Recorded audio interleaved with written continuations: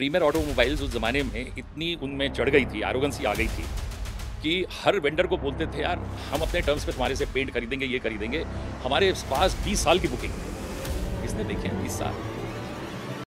If I get a CAGR of 20%, then in 17 years, my portfolio will become 100x in 17 years, which is very big, very big.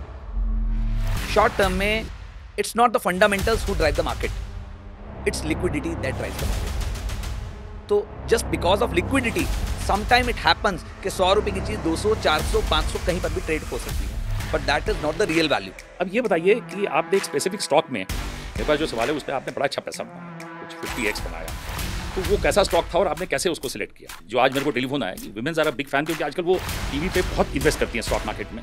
उन्होंने सबसे पहले कहा, हमने सबसे पहले अंकित से ये पूछो प्रॉफिट में से जो उन्होंने गाड़ी कौन सी ली, पोर्शे ली, बेंटले ली कि उसके बाद रोल्स रॉयस ली, तो सबसे पहले आप उसका जवाब दीजिए। आज आप कौन सी गाड़ी में यहाँ पे स्टूडियो में? कि जैसे हमारे में बोलते हैं ना, एक मेला लगता है तो वहाँ पे जेब कतरे आ जाते हैं, तो ऐसे ही आज एसएमई का मेला लगा हुआ है, तो एसएमई के मेले में भी जेब कतरे आए हुए हैं और ये हमेशा मार्केट में होता आया है और होता रहेगा। This video is made for educational purposes only and are not meant for financial advice. Viewers are recommended to consult registered financial and investment advisors before making any investment. We disclaim all liability for any loss or damage as a result of any investment that you may consider. We do not promote any finance or investment related courses or products through this channel. Welcome to Josh Talks stock market. दोस्तों, इस programme के माध्यम से आज मैं गुड़गांव के studio में बैठा हूं और मेरे साथ एक बड़े हैंडसम व्यक्ति बैठे हैं, who is a young turk. Now before I give the total details of this young turk, let me tell you, in fact he tells me a very interesting story on this stock market. और ये stock market की जो story इन्होंने बताई is one of the richest guy in fact in the industry and is a big name in the tyre industry, माँ पिल्लई। इन्होंने मेरे को स्टोरी ये समझाई कि आनंद फिल्म में राजेश खन्ना वो गुब्बारे उड़ाते हैं और कहते हैं जिंदगी कैसी है पहेली, कभी ये हंसाए कभी ये रुलाए। तो कहते हैं तांबे जी, जब वो गुब्बारे बनते थे उस ज़माने में तो अपने मुंह से फुलाते थे, क्योंकि उस ज़माने में सिलेंडर्स नहीं होते थे, और मरीना बीच के ऊपर वो फुला के फिर उनको दिए थे और राजेश खन्ना ने वो मरीना बीच पे उड़ाए थे। कहते हैं कि उस कंपनी का जो गुब्बारे जिसने फुलाए थे वो थे माँ पिल्लई। जो कंपनी जिन्होंने इनकॉर्पोरेट की, that was Madras rubber factory, which is also known as MRF today. दोस्तों, क्योंकि गुब्बारे बनाते थे, फिर उन्होंने गुब्बारे मैन्युफैक्चर करना शुरू किया, उसके बाद फिर उन्होंने रबर प्रोडक्ट्स बनाने शुरू किया, और इसलिए जब रबर प्रोडक्ट्स बनाए तो therefore it was known as Madras rubber factory. लेकिन जब रबर प्रोडक्ट से आगे गए और उसके बाद फिर ऑटोमोटिव टायर्स में आए तो फिर उन्होंने नाम उसको चेंज किया और उसको बना दिया MRF लिमिटेड। आपने देखा कि ऑल टाइम हाई पे है, बट वो एक डिफरेंट स्टोरी है कि उसकी जो नंबर ऑफ शेयर्स है मार्केट में वो बहुत कम है। अब इससे पहले कि मैं आगे की बातचीत करूं, तो मैं सबसे पहले दोस्तों आपको मिलाता हूं, हमारे साथ आज मौजूद है मिस्टर अंकित मित्तल पोर्टफोलियो के। मित्तल साहब, आपका इस प्रोग्राम में स्वागत है। Thank you sir. मित्तल साहब, मैं एक बात बताऊं, आप 20 साल से इस बाजार में हैं। हर लड़की का, हर लेडी का, हर खूबसूरत औरत का और हर एक नौजवान लड़के का एक सपना होता है कि हर आपकी तरह बने। आपने बढ़िया अपना पोर्टफोलियो बनाया, तो हर एक सपना जो लेके चलता है, तो उसके ऊपर सबसे पहले ये बताइए कि आपने अपने सपने को, सबसे पहला ये जो जर्नी आपने शुरू की और ये जो आपने अपने जीवन का पर्सनल सपना जो आपने जो साकार किया, ये कैसे किया? Sir, I was in first year of my college, तो it was a joint family और हम लोग बहुत ही एक हम्बल और लो प्रोफाइल फैमिली से हैं। You can say a lower middle class family. तो परिवार में बिजनेस की बहुत ज़रूरतें थी कि आने बच्चे घर में, हम लोग 3 ब्रदर्स थे, तो उनके लिए बिजनेस की रिक्वायरमेंट थी। तो I was in first year of my college, I use to join my father business, जो कि एक रेडीमेड गारमेंट्स की शॉप थी। तो I use to go there. तो वहाँ जाकर मुझे लगता था कि ये एक बहुत छोटा सा काम हम लोग कर रहे हैं, विच इज़ नॉट स्केलेबल। मेरी स्टार्टिंग से हमेशा से इच्छा थी कि जो कुछ भी मैं लाइफ में करूं, it should be at least scalable. वो बिजनेस कैसा है कैसा नहीं, that is a different opinion, but it should B scalable. तो हमारी शॉप पर एक स्टॉक ब्रोकर आते थे, तो पोस्ट मार्केट आवर्स आफ्टर 3:30 ही used to spend some time with my uncle. तो वो बैठते बातें करते इधर उधर की। तो एक दिन मेरे चाचा जी ने उनको पूछा कि his name was Anil Goyal. तो ही सेड, अनिल यार बच्चे बड़े हो रहे हैं, कोई काम वाम बताओ, और काम कोई ऐसा बताना जिसमें पैसे ना लगते हो, क्योंकि हमारे पास पैसे इन्वेस्ट करने के लिए नहीं है। तो ही एडवाइस कि आप एक काम करो, सब ब्रोकर बना दो। तो एट दैट टाइम आपको याद होगा शायद मार्केट में तब there was a concept of sub brokers under the main brokers, now which has turned into AP, authorized person. तो वी स्टार्टेड दैट बिजनेस। तो मेरे फादर ने मुझसे पूछा कि बेटा, it's a business of stock market, तो उस टाइम पे स्टॉक मार्केट का काम और नाम दोनों बहुत खराब थे. And Ketan Parekh event happened in around 2000 I think. तो उसके बाद से market was very bad, in a very bad state. तो मेरे फादर ने मुझे पूछा कि बेटा तू ये काम कर लेगा? मैंने कहा कर लूंगा, आप मुझे बताओ कि प्रॉब्लम क्या है. बोले कि एक ही प्रॉब्लम है बेटा, शादी नहीं होगी. मैंने कहा शादी नहीं होगी? तो बोले लेट होगी, तो क्योंकि स्टॉक मार्केट के बिजनेस में है तो आसानी से कोई बाप अपनी बेटी नहीं देगा. तो मैंने कहा कोई बात नहीं, I don't bother about that. मैंने कहा पर मुझे एक सवाल पूछना है अनिल जी से. तो बोले क्या पूछना है? मैंने कहा कि मुझे ये पूछना है क्या इस बिजनेस में कोई लिमिटेशन है कि मैं इससे बड़ा नहीं बन सकता? ही सेड, बोले जितना तूने सोचा नहीं होगा ना तो उससे बड़ा बन सकता है. अपना जुनून होना चाहिए करने का कि व्हाट डू यू वांट, आप कितना बड़ा देख सकते हो और कितना बड़ा सोच सकते हो. You can be. तो कुछ भी मुश्किल नहीं है. तो then I started that journey. तो that was second year starting in April 2002 we started that business. तो तब से ये जर्नी चली आ रही है. तो then we started at with a sub broker at that time. तो टोटल इन्वेस्टमेंट आपने जो पहला जो ट्रेड आपने किया वो कितने पैसे से किया? Sir I didn't trade that time. I was like a broker, sub broker. तो मेरा काम था कि लोगों की डील की एग्जीक्यूशन करना. तो total setup cost was around 2 lakh rupees eight that time. Eight that time आपको याद होगा एक वी सेट लगता था, एक सैटेलाइट आपके ऑफिस के ऊपर, तो जिससे हमारे टर्मिनल चलते थे. That time we used to have a terminal NEAT for NSC and BOLT for BSC. तो छोटे छोटे रिटेल क्लाइंट्स आते थे, तो we use to execute their deal and we get a brokerage. At that time the rate of brokerage was also handsome, so we use to get a 1% brokerage at that time. We sat का मेरे को याद है वो concept में उसका full form होता था वेरी स्मॉल अपर्चर टर्मिनल. और इतना टेक्नोलॉजिकल इनोवेशंस हुए कि उसके बाद अब वो चीज़ आउटडेटेड हो गई. और वो तो आप मेरे ख्याल से अंकित जी उस बारे में बता रहे हैं जब रिंग ट्रेडिंग होती थी. तो आपने जो सबसे पहला जो ये किया था वो आपने आसाफ अली रोड से किया? नो, अच्छा. I started from my home town अच्छा. Which is near Panipat. हाँ. My home town name is Samalkha. अच्छा. It's a very very small town. So you are basically from Panipat? Yeah. तो पानीपत रिफाइनरी आपने कभी प्रैक्टिकली, क्योंकि आप जैसे कंपनीज के आई साथ हैव विजिटेड एट अच्छा. My school time. अच्छा. अब ये बताइए कि अब जैसे आप जब अपना पोर्टफोलियो, जैसे अब आज तो आप you are a big man today, मैंने आपका जब यहाँ पे इस पे नाम लिखा तो मैंने अपना एनालिसिस कर लिया था क्योंकि आपसे ही मैंने पेन बोरो किया. और मेरा ऐसा रहा है Ankit ji, right from the school time I have always been believing in one principle, beg borrow and steal. अपना पेन मैं कभी भी अपने पॉकेट में नहीं रखता था, तो हमेशा यही बेग बोरो स्टील पे चला. तो जब मैंने आपका पेन स्टील तो नहीं कर पाया क्योंकि आप सामने बैठे थे, लेकिन स्टील करने की इच्छा ज़रूर हुई क्योंकि आपका पेन कम से कम 40-50 हज़ार का है, which is a very branded Montblanc का है. तो आप मानेंगे नहीं कि जब मैं लिखना चाहता था आपका पूरा ये कंपनी का नाम एंड ऑल, तो मैं उसका ढक्कन भी नहीं खोल पाया क्योंकि इतना टेक्नोलॉजिकल उसमें एडवांस पेन है कि वो खुल भी नहीं पाया. तो थोड़ी दिक्कत हुई.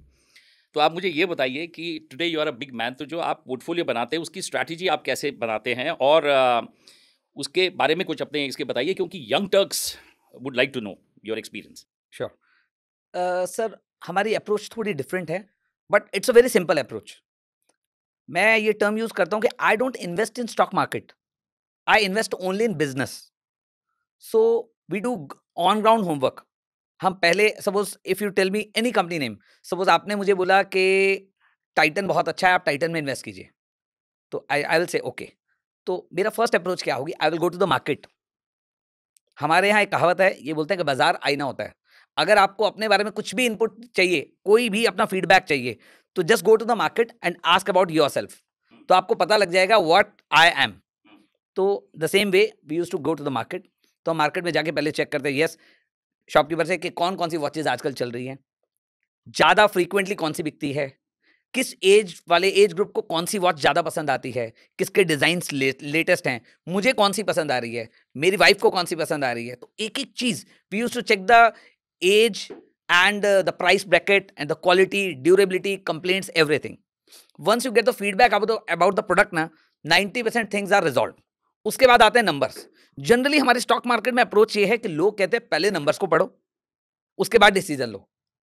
But we are opposite. हम कहते हैं पहले अब बिजनेस को पढ़ो, पहले बिजनेस को पढ़ो, नंबर्स को उसके बाद पढ़ेंगे.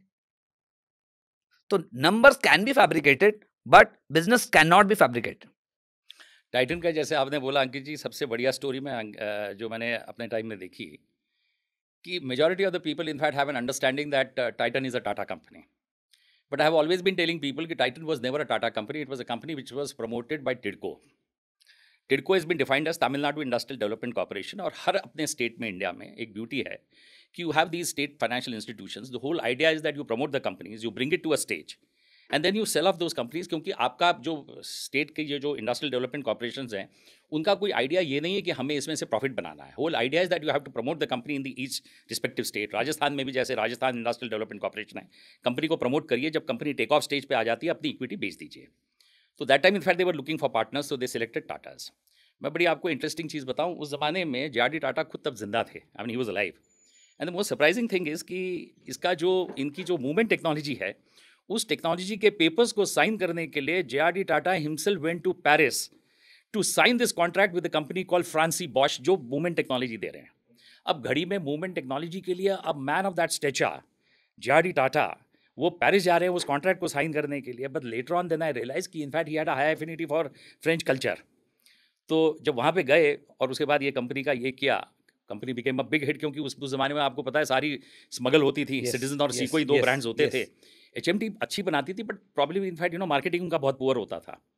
बट अल्टीमेटली ये शेयर आपके जो फादर थे, जो अभी डेथ होगी, जो आजकल एविएशन कंपनी को जो उनकी चल रही है, ये had a good stake in Titan Industries. तो आपने भी टाइटन में ही किया? No, it was just an example कि हम लोग इन्वेस्ट करते कैसे हैं. तो we meet the promoters, we used to do a plant visit. तो हमारा ये मानना है कि किसी के बताने से कभी इन्वेस्ट नहीं करना चाहिए. There are lot many people who are very good story tellers. वो हमें क्या सुना जाएंगे, हम क्या ले लेंगे, लेने के बाद वो परफॉर्म नहीं करेगा तो हम उनको कोसेंगे. तो हम कहते हैं कि हमें ये पसंद नहीं है. हम कोसेंगे तो अपने आप को कोस लेंगे. हम दूसरे को नहीं बोलेंगे यार तूने बताया था. नहीं, I should have done my homework ना. तो we never complain. But Ankit, all said and done, in fact, जैसे आपने टाइटन का ये दिया, but I would say that some of the professionals, in fact, who have really done good for the company, और इस company को इस stage पे लाने के लिए मैं समझता हूँ जेरिक्स देसाई का बहुत बढ़िया हाथ रहा. I think he was the man, in fact, जो जिसने right from the first stage ही brought this company to that level. और अब तो खैर नंबर्स ही बहुत कम हो गए हैं. And over a period of time you also seen, आपने भी ऑब्जर्व किया कि वॉचेज अब यंग टर्क्स तो पहनते ही नहीं हैं, मोबाइल से ही देख लेते हैं. और आजकल उनकी वो दूसरी आती हैं जो प्रोडक्ट्स की हैं, जिसमें आपको वो आपके बीट्स भी दिखाता है और वो सारी जो एडवांस वॉचेज़ हैं. I think that was a very good move by Titan which they realized it कि मार्केट में कि अगर हम खाली घड़ियों तक, रिस्ट वॉचेस तक रहे तो हम खत्म हो जाएंगे. तो आई थिंक तनिष्क जो उन्होंने क्रिएट किया, फैशन में आए, ज्वेलरी में आए, I think they have done a very good job. Sir, watches was always a good market. आज भी वॉचेस की एक बहुत बड़ी मार्केट है. But if you don't do innovation तो टाइटन जैसी कंपनी को भी स्ट्रगल करना पड़ेगा. तो it's a ongoing process. You have to understand where the market is moving. लोग क्या कर रहे हैं. We should be the first mover in that and not the if we are not the first mover then at least second, third, fourth, fifth. If you are a market leader, so it's your duty. So there are a lot of examples like Nokia. You have seen the Samsung struggled. Samsung struggled after the Apple came. तो technology के साथ साथ you have to upgrade everything. तो अगर आपने वो नहीं किया, then sorry, no businesses are forever at that stage. बिल्कुल आपने सही कहा, because I remember of those times. 1983 में Maruti came, and the wonderful story which goes with Maruti is कि उस ज़माने में उनकी माता जी प्राइम मिनिस्टर थी, Indira Gandhi. Sanjay had a great fascination for cars. तो उस ज़माने में उन्होंने वो फैक्ट्री लगाई गुड़गांव में. Taking the land was very easy, huge land was there, लेकिन इंजन टेक्नोलॉजी थी नहीं. तो इंजन वो जर्मनी में से कुछ लेके आए, उसमें लगाए और वो गाड़ी कुछ चली नहीं. एंड देन कुछ बड़ी उनका एक्सीडेंटल, फिर उनकी डेथ भी हो गई और कंपनी बंद हो गई. और फिर उसके बाद इमरजेंसी हुई. इमरजेंसी के बाद Mrs Gandhi again came back to power. और उसके बाद फिर कुछ 80s में उन्होंने, मुझे याद है, स्टील अथॉरिटी ऑफ इंडिया के चेयरमैन होते थे V Krishnamurthy, very dynamic IAS officer. तो उन्होंने, मिसेस गांधी ने कहा कि भाई वो फैक्ट्री संजय ने जो लगाई है वो आज उसके ऊपर ताला लगाओ यार, उसको रिवाइव करो. You not believe it, in fact majority of the foreign companies came to India. Renault came to India. पहले तो रेनो के साथ करने वाले थे और उसके साथ जॉइंट वेंचर होने वाला था. But for whatever reason, in fact Suzuki came which people had not even heard of. And Suzuki बहुत बढ़िया किया. और देखिए, आप तो स्टॉक मार्केट में है, मैं हमेशा लोगों को बोलता हूँ कि 50,000 की गाड़ी थी उस ज़माने में और 90% ऑफ द मार्केट शेयर था. जो आपने इनोवेशन के ऊपर है बात, उसी के ऊपर मैं कहना चाहूँगा और लोगों को भी बताना चाहूँगा जो इस मार्केट में काम करते हैं. प्रीमियर ऑटोमोबाइल्स उस ज़माने में इतनी उनमें चढ़ गई थी, एरोगेंसी आ गई थी कि हर वेंडर को बोलते थे यार हम अपने टर्म्स पे तुम्हारे से पेंट खरीदेंगे, ये खरीदेंगे, हमारे पास 20 साल की बुकिंग है. किसने देखे हैं 20 साल? जॉन किड्स कहते थे we all may be dead in the long run, the famous economist. और ये चीज़ वो कभी समझ नहीं पाए। और मुझे याद है हिंदुस्तान मोटर्स कलकत्ता में जब गाड़ी बनाता था, आपने भी देखी, mark 1, mark 2, mark 3, mark 4, bumper थोड़ा चेंज किया, मार्क 2 कर दिया। प्रीमियर वालों ने पहले फिएट बनाई, फिर प्रीमियर प्रेसिडेंट बनाई और फिर प्रीमियर पद्मिनी बनाई। बट इनोवेशन जो आपने बोला वो नहीं था। And what a innovation these guys have done. And today I suppose they are selling almost 1 million cars in India with almost 40 to 50% of the market share. तो that means market share is irrelevant कि आपके पास 90% market share है पर 50,000 गाड़ियाँ बेच रहे हैं, तो इरेलीवेंट है बिल्कुल। अब ये बताइए सर, आपका एक फॉर्मूला है, कुछ 100 into फॉर्मूला है, उसके बारे में कुछ बताइए। So it's a very simple formula which we called as a compound effect. तो मैं आपको अपना इन्वेस्टिंग स्टाइल बताता हूँ। Whenever I see a company, तो मैं पहले कंपनी देखकर, प्रोमोटर से मिलकर एक नंबर देखता हूँ। सपोज अ कंपनी, एक I will give an example. Suppose a company is having a top line of 100 crores this year he is doing and with a PAT margin of 10%। Down the line we look at के जो पैसा company में आएगा उससे company क्या करेगी। Suppose the promoter से इसके मैं केपेक्स करूंगा और अपनी कैपेसिटी एनहेंस करूंगा, then my top line can become from 100 crores to 300 crores। तो देन वी लुक एट के वो अचीव कैसे कैसे होगा। ऑन फर्स्ट ईयर वो कितना करेगा, वो से 100 करोड़ से 150 करोड़ करने वाला है, 200 करने वाला है नेक्स्ट ईयर, उससे next year he will do 300। तो 100 to top line will become after 3 years 300 crores and the bottom line 10 करोड़ से 30 करोड़ तो ऑब्वियसली होने वाला है, बट प्लस ऑपरेशनल लीवरेज होगा तो at least 10% PAT margin will become at least 11% on the conservative side I am talking about. तो his PAT will become 33 crores। तो for a 3 year yield we use to check कि 10 करोड़ से 33 करोड़ होगा, तो मैं देखता हूं कि ये कितना परसेंट मुझे yield मिलने वाला है। ठीक, ऑन दैट बेसिस अगर मुझे किसी कंपनी में 40%, 35 to 40% अगर मुझे yield मिलता है for 5 year down the line, I use to invest in that company. Plus मैं उसमें मार्जिन ऑफ सेफ्टी लेता हूं कि 35 to 40 में मैं देखकर इन्वेस्ट कर रहा हूं, मेरी 10 में से एक बेट गलत भी हो सकती है, तो 35 से 40 will eventually go to 30 to 35 practically, और जस्ट 30। तो अगर 24% की अगर मुझे yield मिल जाती है, if I get a CAGR of 20%, then in 17 years my portfolio will become 100x in 17 years, which is very big, very big. तो this is how I look at। तो मैं पहले ही चेक करता हूँ कि 35-40 मिलेगी तो डालूंगा, नहीं मिलेगी तो नहीं डालूंगा। तो there are n number of choices।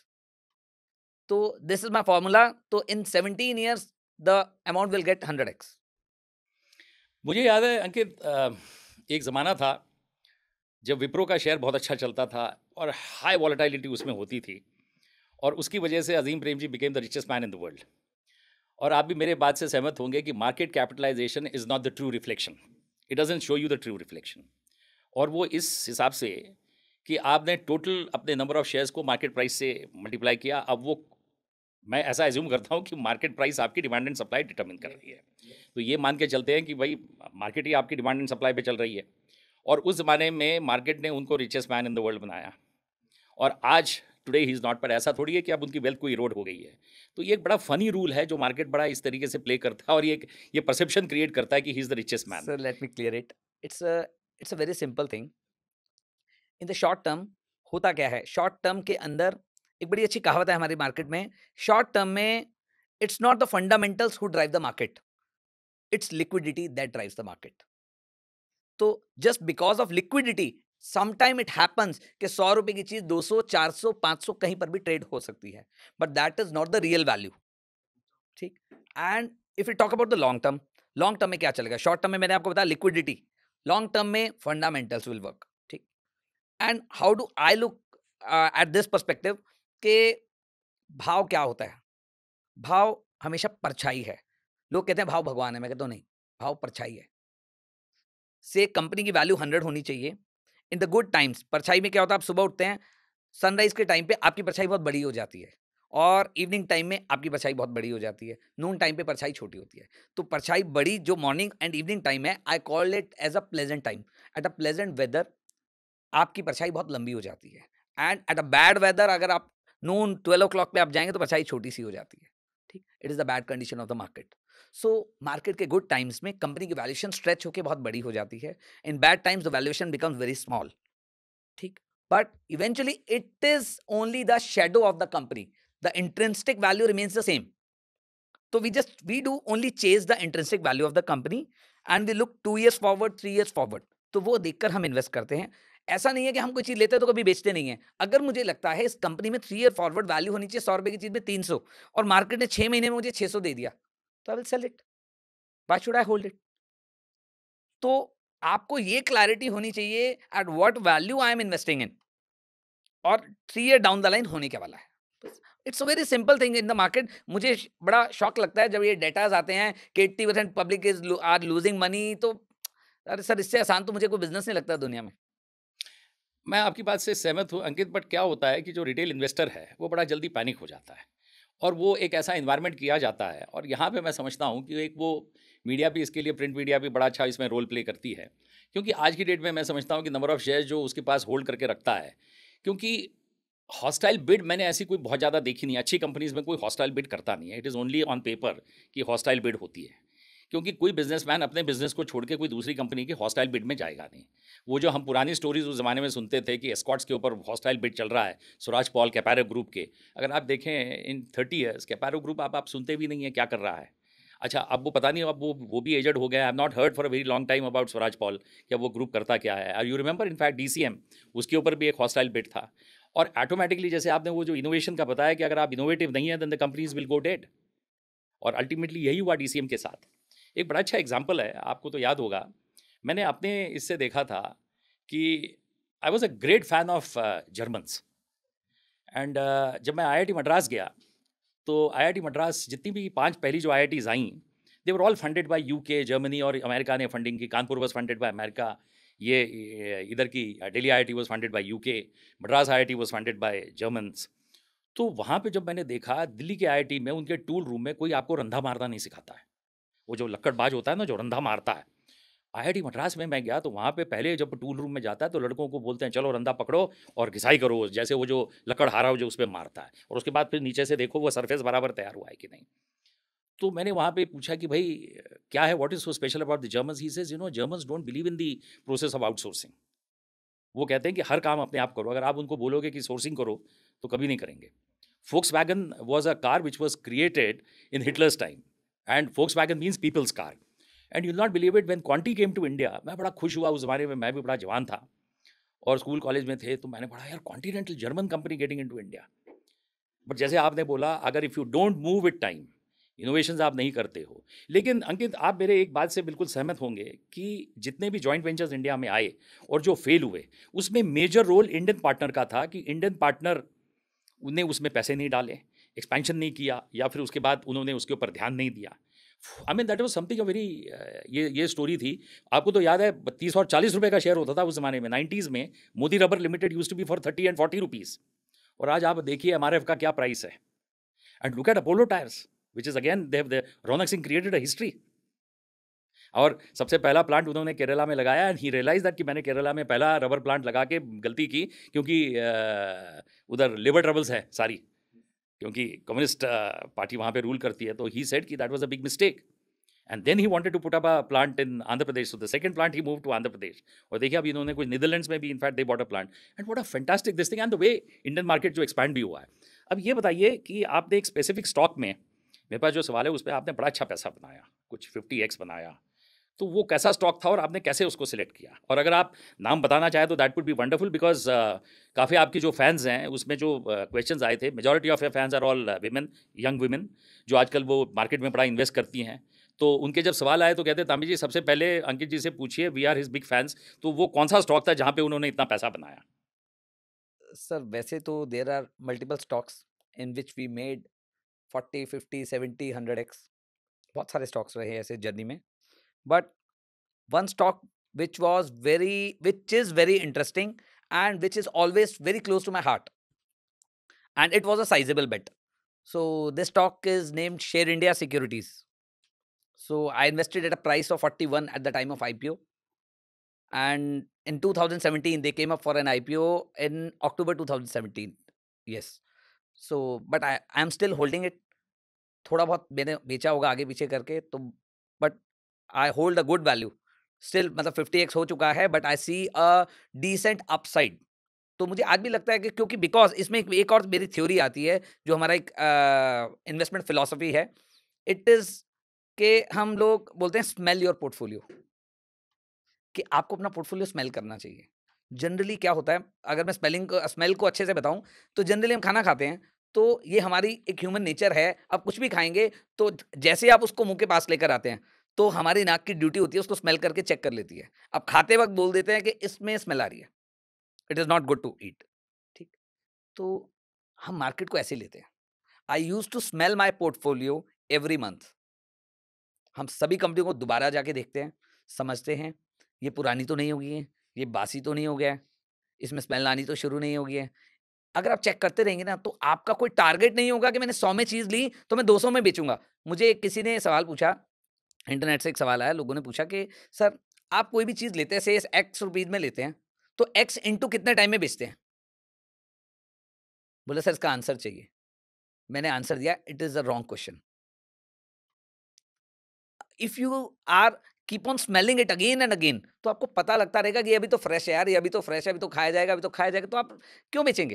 तो 100 का 200 होगा, आप पीछे जाके देखेंगे कैसा रहा, वो कहेंगे नंबर्स ही डबल हो गए। तो नंबर्स डबल हो गए हैं, तो फिर अलग से स्टॉक ने कुछ अलग से परफॉर्म नहीं किया, स्टॉक तो चल ही रहा है ना। स्टॉक सिर्फ नंबर्स के पीछे पीछे चल रहा है। तो अगर मैं शेयर इंडिया का एग्जांपल दूं, लोग मुझे बोलते हैं कि यार अंकित जी कब तक रखोगे? I invested at a market cap of 100 crore, now it is trading at a market cap of 6000 crore. ठीक, लोग कहते हैं कि कब बेचोगे? मैं कहता हूं गलत सोचा है। मैंने जब इन्वेस्ट किया था, eight that time profit of the company was 8 crore, and last year they posted profit of 430 crore. तो सर 50x प्रॉफिट हुआ है, 50-60x मेरा पैसा बना है। तो अलग से तो कुछ हुआ नहीं है ना मार्केट में। तो we just keep on checking this again and again. तो this is what we call as कि smell your portfolio। तो इन्वेस्टर्स की एक ड्यूटी बनती है एट एवरी क्वार्टर। आप टीवी पे भी देखेंगे तो लोग बार बार बोलते हैं ये क्वार्टरली नंबर्स का सीजन आ गया, नंबर सीजन आया है, बहुत इंपॉर्टेंट है। आम पब्लिक को पता ही नहीं नंबर सीजन क्यों इंपॉर्टेंट है। सर जितने बड़े इन्वेस्टर्स हैं इंडिया में, in number season they stop travelling anywhere. वो अपने नंबर्स को चेक करते रहते हैं कि जहां जहां मैं इन्वेस्टेड हूं नंबर आने वाले, क्वार्टरली चेक करो प्रमोटर कैसा कर रहा है। और आज तो सब चीजें इतनी आसान हो गई हैं, सेबी ने बहुत चीजें मैंडेटरी कर दी हैं कि कंपनी यूज के have to do a con call, उसकी ट्रांसक्रिप्ट उनको वेबसाइट पे डालनी होती हैं, वो अपनी इन्वेस्टमेंट डेक बार बार रिफ्रेश करके डालते हैं। अगर आप होमवर्क नहीं करेंगे तो आप मार्केट को दोष नहीं दे सकते sir.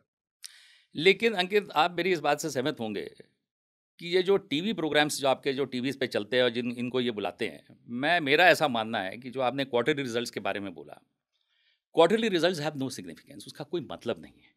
You see, you have to give a time to a company कि आप उसके 12 मंथ्स की साइकिल को देखो, पूरा 1 फिस्कल जाने दो और उसके बाद फिर देखो कंपनी का परफॉर्मेंस कैसा रहा है।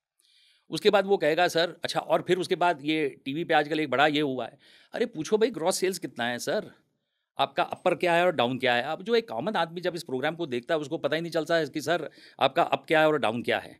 अब सीधा सीधा उसको पूछो सर आपका ग्रॉस सेल्स कितना है, नेट प्रॉफिट कितना है और ऑपरेटिंग प्रॉफिट कितना है। लेकिन वो ऐसा है ना कि सर जार्गन शब्दों का जो इस्तेमाल हो रहा है ये टीवी पे, मतलब सबको कंफ्यूज करे जाओ। वो कहते हैं ना जो रिन की ऐड आती थी कि सबको घुमाए जाओ। अच्छा, मैं ये कह रहा हूँ कि आपने जैसे कहा कि you are also one of the blue eyed boy, आपने शेयर इंडिया में डाला। Sachin Gupta is also young boy, he is also a blue eyed boy. तो 2 ब्लू आइड बॉयज़ हैं, एक आप और एक सचिन गुप्ता। तो अब मेरा सवाल आपसे ये है कि सिंस आपने you made a huge profit, आज आप गुड़गांव के स्टूडियो में आए, अब मेरा सवाल है क्योंकि जो आपके फैंस हैं पर्टिकुलरली, मतलब जो आज मेरे को टेलीफोन आया कि womens are a big fan, क्योंकि आजकल वो टीवी पे बहुत इन्वेस्ट करती हैं स्टॉक मार्केट में। उन्होंने सबसे पहले कहा हमें सबसे पहले अंकित से ये पूछो प्रॉफिट में से जो उन्होंने गाड़ी कौन सी ली, पोर्शे ली, बेंटले ली कि उसके बाद रोल्स रॉयस ली। तो सबसे पहले आप उसका जवाब दीजिए, आज आप कौन सी गाड़ी में यहाँ पे स्टूडियो में आए हैं, क्योंकि ये सुन के उनको जो निर्मल आनंद मिलेगा उस आनंद का आप इमेजिन नहीं कर सकते। Sir basically we come from a very humble background और मारवाड़ी फैमिली से अरे आते हैं। सर, अब वो हम्बल बैकग्राउंड तो खत्म हो गया ना, अब कहाँ हम्बल है सर, अब तो you are in the top race, India के टॉप इसमें आप आ गए, अब कहाँ हम्बल रहा। Marwari will always be a Marwari hmm in any situation. Hmm तो स्टिल आई होल्ड, अभी जो मैं आया हूँ that is the E class, तो it's my evergreen car, so I used to travel in it, तो इट्स कंफर्टेबल। लेकिन सर हम लोगों को सिखाया ऐसा गया है कि आपको लिमिट में चलना चाहिए। और जैसा कि विजय केडिया जी की एक बड़ी अच्छी बात है कि जब तक आपका पैसा मार्केट में है ना, तो वो आपका पैसा नहीं है, वो पैसा मार्केट का है। जो पैसा आपके बैंक में है वो आपका पैसा है, जो मार्केट में पैसा है वो मार्केट का पैसा है। तो हमें थोड़ा सा कंजर्वेटिव माइंडसेट से इसलिए यहाँ पर चलना होता है, ये हमारे कल्चर में है, तो हमें लगता है कि yes that is fine for us. सारे महिलाओं को ये कहना चाहूँगा, ये एक उनकी सिंप्लिसिटी है और उनकी ये हम्बलनेस है कि जैसे उन्होंने कहा कि ई क्लास में आए हैं, और जो महिलाओं ने मेरे को फ़ोन करके पूछा, इनका बता दूँ, जैसे कहते हैं कंजर्वेटिव मारवाड़ी है, लेकिन आज जो ई क्लास में आए हैं वो भी E class on road 1 crore 5 lakh की गाड़ी है। तो 1 crore means it's a huge amount, so that is what the car एक ही गाड़ी से पोजेस करते हैं। बाकी फ्लीट्स ऑफ कार्स हैं उनके पास, वो उन्होंने बताया नहीं। लेकिन जैसे इन्होंने दोस्तों विजय केडिया का बताया, विजय केडिया तो बहुत बड़े आदमी हैं, मुकद्दर के सिकंदर हैं, और फिर एक दिन तो फाइनेंस मिनिस्टर के सामने भी गाना गा रहे थे, और गाना गाने की भी बड़ी शौकीन है। गाना तो खैर ये भी गाते हैं। अच्छा, अब before we are running short of time, Ankit, tell me something about what is your interest and how do you take the MSMEs of India? So it's a very attractive sector, बहुत अच्छी ग्रोथ चल रही है sector के अंदर। चीज़ें 2014 के बाद जब से मोदी जी आए हैं बहुत बदल गई हैं, और अगर आप देखेंगे तो 2020 के बाद एक्सेप्शनली बदल गई हैं just because of China plus one strategy. आज क्या हो रहा है इंडिया में, यूएस कोई ऑर्डर देता था चाइना को, तो यूएस कहता है कि अगर इंडिया में महंगा है तो भी ऑर्डर दो, at least of 20% of your portfolio. तो पूरे वर्ल्ड का चाइना प्लस वन होना इंडिया के लिए एक बहुत बड़ा एडवांटेज है, number one. Second thing is, जो मोदी जी ने शुरू किया मेक इन इंडिया, तो मेक इन इंडिया ने इंडिया को जगाया कि yes you have to do manufacturing. Sir, मैं जब धंधे में आया शुरू के 5-10 साल, मैंने जो कल्चर देखा वो कल्चर ये था, हर तरफ ये बोलते थे बेटा ट्रेडिंग का काम करना चाहिए, मैन्युफैक्चरिंग के झंझट में नहीं पड़ना चाहिए। तो that was the mindset. तीसरी प्रॉब्लम थी कैपिटल। कभी भी access to the capital was not available to MSMEs. आप बैंक के पास जाएंगे, you have to give collateral. Collateral के बिना कोई बैंक आपको पैसा नहीं देगा। जो आपको कोलेटरल के बिना पैसा देगा वो उनको हम बोलते हैं एनबीएफसीज। एनबीएफसीज क्या है? That is a slow poison. वो आपकी कंपनी का सारा कैश फ्लो खत्म कर देंगे। आप एक डेट से निकलने के लिए दूसरा डेट लेंगे, दूसरे से तीसरा, तीसरे से चौथा। तो this was the major problem what MSMEs faced in India. 2013 में जब इंडिया में ये शुरू हुआ, एसएमई सेगमेंट स्टार्ट हुआ, तो वहां से कॉन्सेप्ट आया कि छोटी छोटी कंपनियों को भी स्टॉक मार्केट में लिस्ट कराया जा सकता है with the soft terms, soft norms and very low compliance. वो आ सकती हैं, they can raise money and they can grow big. आज की डेट में आप देखते हैं कि मार्केट में उनको लेकर कुछ क्रिटिसिज्म भी चलता है, शोर भी चलता है, बट इवेंचुअली अगर आप देखोगे तो 5,000 करोड़ हमारी मार्केट ने लास्ट ईयर रेज किया, एसएमईज ने लास्ट ईयर में रेज किया, and number of companies were I think 450 plus approximately. तो अगर आप देखेंगे तो 100 करोड़ का एक एवरेज फंड रेज था जो वहां पर हुआ। अब उसमें सक्सेस रेशियो क्या रहा, फेलियर रेशियो आज की डेट में आप देखेंगे तो क्या रहा?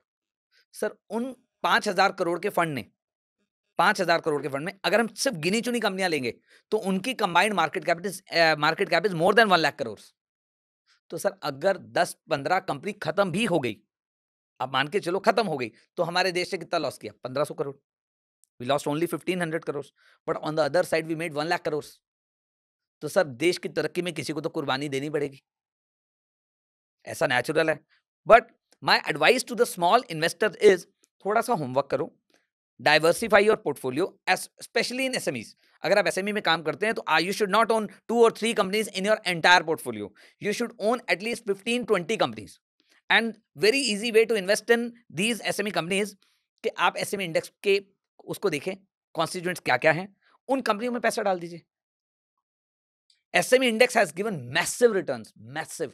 अगर आप उसको देखेंगे तो आपको लगेगा इससे आसान तो कुछ था ही नहीं, क्यों दिमाग लगाएं?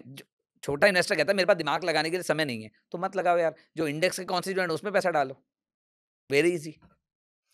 बड़ा अच्छा आपने ये बताया कि but Ankit, I'll tell you, I have seen the times because I've been in the market almost for 36 to 37 years. I'm 60 now. तो मैंने वो भी इंडिया देखा है जहाँ पे मतलब अपनी जो सप्लाई चेन्स थी उसमें शॉर्टेज ऑफ इकोनॉमी थी।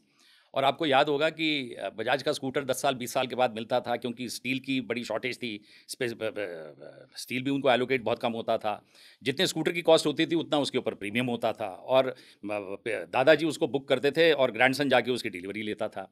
आपको मैंने वो भी ज़माना देखा है कि 1980 में, शायद 78-79 में, लोहियाज ने पंकी इंडस्ट्रियल स्टेट कानपुर में कहा था कि हम भी पियाजो के साथ कोई पियाजो का स्कूटर लाने वाले हैं। अंकित, यू नॉट बिलीव इट, मैं पब्लिक सेक्टर बैंक्स के बाहर, उस ज़माने में प्राइवेट बैंक्स होती नहीं थी, लोग मतलब लंबी लाइन में खड़े हैं और एक एक आदमी 500 रुपये देता था। 500 रुपये का एक फॉर्म के ऊपर आपको मिनिमम डिपॉजिट देता था। मेरे ख्याल से जितनी कंपनी की कैपेक्स जो टोटल लगता था उतनी एप्लीकेशंस लोगों ने डाली, क्योंकि हर इंसान ये सोच रहा था उस ज़माने में इकोनॉमीज ऑफ शॉर्टेजेस में कि अगर स्कूटर लॉट हो गया तो 10,000 रुपये 7,000 रुपये का लॉटरी लग गई मेरी, and 7,000 rupees that time was very good, it's a big amount. और मैं आपको बताऊँ उस ज़माने में MTNL की डायरेक्टरी होती थी, और MTNL की डायरेक्टरी के हिसाब से जितने भी कंपनीज आती थी, आप मेरी बात से सहमत होंगे कि प्रमोटर्स का एक ही आइडिया होता था कि कंपनी का IPO लाओ, डिविडेंड हमने देना नहीं है, उसके बाद हमने बैंकों का पैसा देना नहीं है, हाथ ऊपर कर लेने हैं, और उसके बाद फिर हम बाय बाय कर देंगे। But the whole concept was change by Dhirubhai Ambani. Dhirubhai Ambani आए, he came up with Reliance, और उन्होंने जितने भी अपने लेके आए, he was the one in fact who paid rich dividends to people, और whole concept of business was change by this man. Salute to this man कि उसने ये जो कंप्लीट कॉन्सेप्ट चेंज किया। जो तो मैं आपको बताऊं, जिन्होंने ये पैसा साइफन किया, बैंकों को डुबाया, और ये कहा इसकी आप डायरेक्टरी बना सकते हैं। अच्छा, आप मेरे को ये बताइए कि अगर आप ₹1 इन्वेस्ट कर रहे हैं अंकित, तो मेन बोर्ड की जो कंपनीज में है उसका आपका कितना एलोकेशन रहता है, और MSMEs में आपका कितना एलोकेशन है? सर मेरा 95% एलोकेशन रहता है small caps, micro caps and SMEs, 90%। And as on today 70% of my portfolio is unlisted. मुझे डीप डाइव करके इन्वेस्ट करना बहुत अच्छा लगता है, तो मैं लिस्टिंग से पहले खरीदना पसंद करता हूँ। तो ऑन ग्राउंड जाकर के I use to check companies, उन कंपनियों को हेल्प करना, वो उनको we fund them, we do a pre IPO placement type rounds, we put some money in that company, we get some stake, और उसके बाद उसकी लिस्टिंग होती है। तो हमें लगता है we are best placed in the market for a smaller ticket size investor. अगर आपको बहुत बड़ा पैसा डालना है तो you have to invest in mid cap small cap only, तो आप डाल ही नहीं सकते छोटी कंपनीज में। बट इन कंपनियों में अगर आप 2 करोड़ 4 करोड़ 3 करोड़ कोई भी एक्स अमाउंट एक कंपनी में डालते हैं, and with a group of investors, कुछ इन्वेस्टर्स कलेक्टिवली डालते हैं, तो it's a very win win strategy. Just because कि 100 रुपए की चीज तो मैं 60 में तो डे 1 पे मैं बाय कर रहा हूँ in a pre IPO round, because it is not listed, तो वो हमें बहुत रीजनेबली वैल्यूड मिल जाती है, तो वहाँ हम उसको बाय करते हैं। देन इट गेट्स लिस्टेड, हम प्रोमोटर को फंड करते हैं, उसके केपेक्स में उसकी सपोर्ट करते हैं उसको, उसके बाद IPO कंपनी लेकर आती है तो वो एक बड़ा फंड रेज करती है। तो बड़े फंड से कुछ ऑर्गेनिक ग्रोथ तो नेचुरल असर आएगी। अगर आज एक छोटे से ऐसा MSME कंपनी के पास 100 करोड़ का लिक्विडिटी आए तो it's a very big amount for him. उस 100 करोड़ से अगर कुछ नहीं करेगा ना सर, 12% 14% भी कमाएगा, तो 14 करोड़ का बैट तो एड ऑन कर ही देगा। तो मुझे लगता है मेरे पास डाउन साइड होता नहीं है। तो इसीलिए अगर आप मेरी सक्सेस रेशियो देखेंगे तो इट इज 98+%। तो रेयरली कि मैंने कभी लॉस दिया हो कभी किसी कंपनी में, तो it's a very rare instance, because I don't want to see any downside. Because I've always been saying, Ankit, the growth engine of India has never been these 7,000 companies. Because I've always been saying 7,000 companies listed on BSE, NSE are contributing only 7% to India's GDP. And the unlisted companies are adding on another 7%. So that means total is 14%. But those unlisted companies, of course, are proprietary companies, are partnership firms. So, I mean, it is altogether a different segment. 35% contribution coming in from the MSMEs. और जो आपने बोला कि मोदी 2.0 में जो उन्होंने शुरू किया, मुद्रा फंडिंग, मुद्रा बैंक का जो कॉन्सेप्ट था, it was absolutely a fantastic concept था कि जो उन्होंने उसको किया, it was a fantastic thing. अब मैं आपको इसमें बताऊं, जो आपने MSMEs का बताया, हमारे दर्शक भी जानना चाहेंगे। आपको मैं बताऊं, चरणजीत सिंह का प्रोडक्ट होता था, कोको कोला के बॉटलर्स थे शंकर मार्केट में। अब तो खैर वो प्लांट बंद हो गया, चरणजीत सिंह एक्सपायर भी हो गए। तो he was one of the biggest bottlers. जब फिरा आया तो ये सारे लोग छोड़ के चले गए, they were asked to leave India, they all came back in 90 because India was a big market. तो कैंपा कोला जो प्रोडक्ट था, इसको रिवाइव किया है रिलायंस ने, मुकेश भाई ने, and Mukesh Ambani wanted it, and you will be surprised कि उनका जो पहला बॉटलिंग प्लांट है वो उसमें है। और मैं समझता हूँ कि उसमें आपकी भी कुछ इन्वेस्टमेंट है, क्योंकि आप MSME में करते हैं और कंपनी इज़ वेरी गुड, और उसमें आपकी जहाँ इन्वेस्टमेंट है, और वो आदमी ने उनका प्रोजेक्ट, वो जो उनका जो बॉटलिंग प्लांट है, मेरे ख्याल से साउथ में कहीं पे, तो वो बॉटलिंग प्लांट में आपकी इन्वेस्टमेंट है, और you got a very good profit out of it. और उस प्रोजेक्ट में मुकेश अंबानी के साथ उनके पार्टनर उस बॉटलिंग प्लांट में Muralidharan, that off spinner of Sri Lankan team, is the partner. तो आई थिंक इट्स इंडिया की जो ग्रोथ स्टोरी है ना Ankit, I tell you is an amazing growth story. मतलब कोई इमेजिन नहीं कर सकता। न्यूज़पेपर वर्ल्ड के सोचते हैं यार, इतना न्यूज़पेपर सर्कुलेशन जो इंडिया में होता है, वो कहता है यार लोग आते हैं, ऐसा फेंकता है घर के अंदर रबर बैंड लगा के। I mean this kind of an amazing market. आप मुझे बताइए यार, मैं कभी जब दिल्ली और इधर से फ्लाई करता हूँ, आप तो खैर बिजनेस क्लास में जाते हैं, मैं तो कैटल क्लास में ट्रैवल करता हूँ, लेकिन मेरी भी एक दिन एक सपना है कि मैं भी आपकी तरह एक दिन बिजनेस क्लास में जाऊँगा। तो मैं बताऊँ आपको, 250 मिलियन का जो ये मार्केट है, आप मेरी बात से संभव होंगे कि यार ये लोग कैसे इन्होंने ये धंधे किए। किसी ने कैलेंडर बनाया, उसको इंटरेस्ट खाली कैलेंडर बनाने में रहा, एविएशन कंपनी चलाने में नहीं रहा। यार, if you have a market of 250 million people, you have to buy the right planes, you have to buy the right destinations, आप रूट्स लो, और उसके बाद अगर आप इस पर चलाओगे, how can you make loss? Loss आपका हो ही नहीं सकता if there is a demand for it. मतलब ये तो वही हो गया कि बाटा ने 2 सेल्समैन को इधर भेजा अफ्रीका में, कहता है यार जाओ जाके ढूंढ के लाओ कि कैसा मार्केट सर्वे है। तो गए, बाटा कैनेडियन थे तो दोनों सेल्समैन गए। तो एक सेल्समैन, अच्छा भारतीय ब्रेन सबसे सुपर ब्रेन जूस के बाद, तो एक आदमी ने जाके मिस्टर बाटा को बोला, मिस्टर बाटा भूखे नंगे लोग हैं, खाने को है नहीं लोगों को, क्या चप्पल पहनेंगे और जूते पहनेंगे। लेकिन अंकित, आपके जैसे जो brilliant Marwari brain, Jew brain, you people are the best in mathematics. Numbers में तो आपका कोई मुकाबला नहीं मारवाड़ी ब्रेन का। आपने पता है मिस्टर बाटा को जाके क्या बोला? आपके ब्रेन ने बोला, mister Bata it's a fantastic market, it's one of the biggest market, we can sell millions of pairs of shoes and chappals. That's how the Marwari brain is. अब मुझे ये बताइए कि एमएसएमई के बारे में और कुछ अपनी स्ट्रैटेजीज बताइए, जिससे अपने ये जो इन्वेस्टर्स हैं जो आपकी बात से कुछ उसको वो भी अपनी कुछ स्ट्रैटेजीज फ्रेम करें। सर एमएसएमईज में सिर्फ इंसान को ये देखना चाहिए कि कंपनी क्या करती है, उसके प्रोडक्ट कैसे हैं, उसका लाइन ऑफ बिजनेस कैसा है। सिर्फ खबरों पे नहीं जाना चाहिए कि इंटरनेट पे उसके आर्टिकल क्या आ रहे हैं। ये कंपनी के किसी के पीछे एनर्जी लग जाने से हर कोई कंपनी सोलर और हर कोई कंपनी ग्रीन हाइड्रोजन नहीं बन जाती। और ये हमेशा मार्केट में होता आया है और होता रहेगा कि जैसे हमारे में बोलते हैं ना, एक मेला लगता है तो वहाँ पे जेब कतरे आ जाते हैं। तो ऐसे ही आज एसएमई का मेला लगा हुआ है, तो कुछ एसएमई के मेले में भी जेब कतरे आए हुए हैं जो मार्केट को गलत मैसेज देते हैं। हमें लगता है कि सेबी को भी स्ट्रिक्ट होना चाहिए, they should be strict, but उनको इतना स्ट्रिक्ट नहीं होना चाहिए कि वो मेले के गेट में लोगों की एंट्री बंद कर दें, तो फिर मेला ही बंद हो जाएगा। तो ये थोड़ा एक बैलेंस अप्रोच होनी चाहिए एसएमईज को देखने के लिए। उनसे एसएमई कंपनी से 100% कंप्लायंस की एक्सपेक्टेशन रखना is a wrong approach. Sir 100% compliance की अगर मैं बात करूं तो आप निफ्टी 50 के स्टॉक्स के पास जाएंगे और कंपनी को अच्छे से चेक करेंगे, ग्रिल करेंगे, तो आपको वहां पे भी कोई ना कोई थोड़े से इश्यूज मिल जाएंगे। सो एक एसएमई कंपनी जिसने अभी शुरुआत की है, जिसने खड़ा होना नहीं सीखा, जिसने चलना और दौड़ना तो बहुत दूर की बात है, उससे एक्सपेक्टेशन उतनी ना रखें कि उसकी 100% कंप्लायंस होगी, उसके इतने से इश्यूज को आप डिटेल में जाके चेक कर करके उसके ऊपर ट्वीट डाल दें, उसको रोकना चाहें, that it should B, it is a wrong mindset. तो थोड़ी पॉजिटिविटी लाएं, एसएमई को पॉजिटिव नजर से देखें, वैल्यूएशन को समझें, बट पॉजिटिवली देखें। सर अगर आप पॉजिटिवली देखेंगे तो ये वो बच्चे हैं जो कल को हमारा भविष्य बनने वाले हैं। अगर आप हर चीज को नेगेटिव से देखेंगे तो आप दुनिया में किसी पे विश्वास ही नहीं कर सकते। तो आपको एसएमई को पॉजिटिविटी के साथ देखना चाहिए। You should invest like that and just go on the ground, do your homework, smell your portfolio regularly. मुझे नहीं लगता आपको कभी डाउनसाइड देखना पड़ेगा। अंकित, आपकी बात से बिल्कुल सहमत हुए। बड़ा अच्छा 2 एग्जाम्पल्स दूंगा।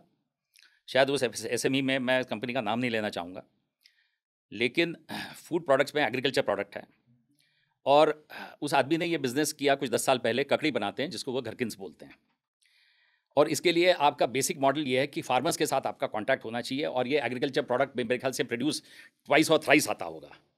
मतलब तो मतलब व्हीट कैसे, खरीफ और राबी कैसे वन टाइम क्रॉप है, तो ये हो सकता है ट्वाइस और थ्राइस आए। तो अब इसमें सबसे बड़ा ये है कि एक बिजनेसमैन उसको अंडरलाइन करता है और उसको समझ लेता है कि मेरे को इसको प्रिजर्वेटिव में डालना है, ग्लास की बॉटल में मुझे एक्सपोर्ट करना है। हम लोग फ्रेश फूड खाते हैं, लेकिन यूरोप और अमेरिका आज भी प्रिजर्वेटिव्स का खाना खाता है। और आप मानेंगे, ये आदमी 200 करोड़ के ककड़ी घरकिन्स एक्सपोर्ट करता है। And look at the amount of export what he is doing, and he is giving you an export revenue of 200 crores with a very good PAT. And I am sure in fact you are an investor in that company, क्योंकि आप MSMEs में। मैं इसी तरीके का आपको बड़ा classic example देता हूँ। आज की जनरेशन को लगता है कि मार्केट में कुछ इनोवेटिव कॉन्सेप्ट, कुछ नए बिजनेस, उसी में पैसा डालना चाहिए, ट्रेडिशनल में नहीं डालना चाहिए। ये भी एक बहुत बड़ा मार्केट में ऐसा चलता है कि सिर्फ सोलर एनर्जी, रिन्यूएबल, सिर्फ उसी में पैसा डालना है और किसी में नहीं डालना चाहिए, बाकी सब बकवास है। अभी लास्ट मंथ हमने एक इन्वेस्टमेंट की, अभी around it's just close 2-3 days ago only. वो कंपनी, it was a toy company, सिर्फ खिलौने बनाती है। वो प्रमोशनल टॉय बनाती है, छोटे छोटे 5 रुपए का चिप्स का पैकेट जो होता है उसके अंदर वो खिलौना डलता है। वो टॉय होता है 60 पैसे 70 पैसे इस वैल्यू का। That is the impulsive buying. अगर आप देखेंगे बच्चा स्कूल से निकलेगा, रास्ते में एक टॉफी शॉप उसको छोटी सी दिखेगी, उसे वही वाला चिप्स का पैकेट चाहिए जिसके अंदर वो छोटा सा खिलौना निकलेगा। लाइक यू सी क्रैक्स जो डीएफएम फूड्स का है, ऐसे अगर आप देखें, या डायमंड के अगर आप ऐसे प्रोडक्ट देखेंगे तो उनके अंदर आपको वो प्रमोशनल टॉयज मिलेंगे। सर आप एक मैं आपसे एक छोटा सवाल पूछता हूँ, वो कंपनी हर रोज कितने टॉय बेचती होगी? लॉजिकली तो ये होगा कि जितने भी बच्चे इन द एज ग्रुप है और जिनकी आज पर्सनल डिस्पोजेबल इनकम बहुत अच्छी बढ़ गई है। अगर आपको मैं बताऊं, Lego was represented by Mappillai, MRF उसके एजेंट थे, और आइडिया उनका ये होता था उस ज़माने में कि toy should be very simple, it should be smooth, it should not be harmful to the ये कि उसके कई एजेस उसको कहीं हिट ना हो। तो ये सारी कंपनीज उसको लेती है। India is a huge market for this. मैं बताऊं आपको, जैसे आपने टॉयज़ का बताया, मैं कहता हूं बच्चों की साइकिल का भी बहुत बड़ा मार्केट है। अब बड़े लोग तो साइकिल चलाते ही नहीं है, बट जो बच्चे हैं वो सबसे पहले साइकिल के से ये सीखता है। तो this is one of the biggest markets in India. तो मैं जो बताना चाह रहा हूँ सर, आप शॉक रह जाएंगे सुन के, वो कंपनी 1,40,00,000 टॉय पर डे बेचती है। तो हमें लगता है कि यार ये लोग कहाँ चले गए, हमारे देश के लोग, इनको ऐसे बिजनेस नजर ही नहीं आते, उनको सबको न्यू एज ही चाहिए। Sir the company is making a PAT margin of 18% on such a big number. Absolutely. एक single buyer Pratap snacks used to buy 28 lakh toys per day. तो इंडिया में सर ग्रोथ की लिमिट ही कहाँ है? तो मुझे ऐसे कंपनियों में इन्वेस्ट करना बड़ा अच्छा लगता है कि यार, like you see Kinder Joy को अगर आप देखें तो किंडर जॉय में एक छोटा सा टॉय निकलता है। It is the impulsive buying. बच्चे को किंडर जॉय चाहिए तो उसको रोने का बहाना चाहिए, अगर उसे किंडर जॉय चाहिए तो वो रोएगा ही रोएगा। तो इवेंचुअली पेरेंट को उसको दिलाना पड़ेगा। And Kinder Joy is the cheapest in India. 50 रुपए का जो है वो इंडिया में 50 का है, अब यूएई जाएंगे तो इट्स 150 रुपीज। और उसका आपको सुन के हैरानी होगी, उसका एक्सपोर्ट बैंड है। You can not export it. अगर आप रिटेल दुकान से लेंगे ना 50 का, तो 100 का आप दुबई में भेज सकते हैं, बट इट इज बैंड। तो इस सेगमेंट में कितना दम था किसी ने देखा ही नहीं। हम ऑन ग्राउंड गए, हमें कंपनी पसंद आई, हम लोगों ने 110 करोड़ रुपए अभी रेज किया है कंपनी में together in a pre IPO round. तो next year will go for an IPO. तो इस तरह की इंडिया में an number of stories are there. Absolutely. आपको मार्केट में जाएंगे तो आपको पता लग जाएगा। Ankit, I totally agree with you, क्योंकि जैसे मैंने आपको ये जो घरकिन्स का बताया, ये फूड इंडस्ट्री है, food processing industry is one of the biggest industry in India, और अंडर एस्टिमेटेड थी। और मैं बताऊं कि जो लोग एग्रीकल्चर ये करते हैं, आप खाली किसानों के साथ आपने उनके साथ जुड़ना है, आप उनकी नीड्स को देखिए, आप उनको सीड दीजिए, आप उनको पेस्टिसाइड दीजिए। A very good interesting story of McDonald's. When McDonald's came to India as a master franchise route से आए, और दो उसके पार्टनर्स थे, वन पार्टनर का तो झगड़ा हो गया, and I suppose one of the partners of course is the Jatia family. और यू वेरी वेल नो कि मैकडोनल्ड्स जब इंडिया में आए 20 साल 25 साल पहले, it was not hit because उनकी अमेरिकन टेस्ट थी। देन दीज इंडियन बिजनेसमैन ने सोचा कि हमारे को उसमें से स्पाइसेस ऐड कर दें, क्योंकि इंडियंस वो बर्गर तभी खाएंगे जब उसकी इंडियनाइज टेस्ट होगी। और उन्होंने सबसे बड़ा ये किया कि बारामती में आप पत्ता गोभी वहाँ से आ रही है, आप फार्मर को बीज देते हैं, उसको आप पेस्टिसाइड्स देते हैं, फिर आप उसको बोलते हैं अच्छा आप मेरे लिए टोमेटो ग्रो करेंगे। तो देखिए, I mean what a wonderful market, and this is Jatia again is the Marwari brain. तो मैं एक बात बताऊं आपको, मेरा एक अपनी मेरी पर्सनल राय, कोई इसके ऊपर ये ना ले, the biggest brains in fact which I appreciate is the Marwari brain and the Jews. और देखिए आज की डेट में आपके जितने भी बड़े, मार्क जुकरबर्ग इज अ जू, अमेजॉन के जेफ बूजो इज अ जू, आप बड़े बड़े लोगों को दिखे, जितने भी जूस आजकल जो टेक कंपनीज के मालिक हैं वो सारे जूस हैं। अच्छा, इंडिया में भी कंपनीज में देखिए, स्टॉक मार्केट में आप भी, you are also a Marwari. अच्छा, वो जिनका आपने नाम लिया, ही इज ऑल्सो अ जू मारवाड़ी।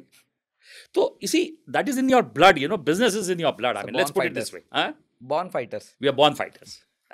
सो that was really nice talking to. अच्छा, ये बताइए बिफोर वी कंक्लूड, कुछ वुड लाइक टू कुछ टिप्स देना चाहेंगे किसी इसमें बड़ी कंपनीज में, बिग टाइम कंपनीज में, कुछ आप कुछ ऐसा, आपकी चॉइस। सर मैं ऐसे इतना बोलूँगा कि किसी भी कंपनी में इन्वेस्ट करो, एटलीस्ट डू सम होमवर्क। एक कॉन कॉल बनता है करना। हमारे यहाँ एक और मिथ है, लोगों को लगता है यार मैंने तो 100 शेयर खरीदे हैं, मुझे कौन पूछेगा। सर आपको किसने बोला कि आप 100 शेयर खरीदोगे तो आपका राइट नहीं बनता कंपनी से सवाल करने का। क्वार्टरली कॉन कॉल होती है, यू शुड अटेंड दैट। आपको सुनना चाहिए, समझना चाहिए वहां पर कि कंपनी क्या बोल रही है, आपको उसका प्रोमोटर का माइंडसेट पता लग जाएगा। सर एक जनरली आपने भी ये देखा होगा कि अगर आप किसी इंसान से आधा घंटा 1 घंटा अगर आप उसको सुन लो तो आप उसके लिए एक माइंड में पिक्चर भी बना लेते हैं और आप समझ जाते हैं इंसान कैसा होगा। तो अगर एटलीस्ट आप उसकी स्टोरी सुन लेंगे ना तो आपके इन्वेस्टमेंट डिसीजन उसी दिन बदल जाएंगे। Very true. और अगर आप कहते हैं मैं होमवर्क नहीं कर सकता, अगर आप होमवर्क नहीं कर सकते तो आपके लिए SIPs and mutual funds are the best thing. और अगर आपका टिकट साइज बड़ा है तो you can go for PMS। तो खुद से नहीं करना चाहिए सर, जो काम नहीं आता वो नहीं करना चाहिए, जो आता है वो करना चाहिए। तो अगर रिस्क टेकिंग एपिटाइट है, पेट में भूख है, आग है, अगर जो आग अंकित के पेट में है तो फिर इस बाजार में आओ, नहीं तो उसके बाद फिर अपना पैसा पब्लिक सेक्टर बैंक्स में दो 7% के ऊपर। और इसी के साथ भी we come to end of this program. It was really nice talking to you, it was a pleasure talking. Thanks for giving me time. Thank you sir, thank you.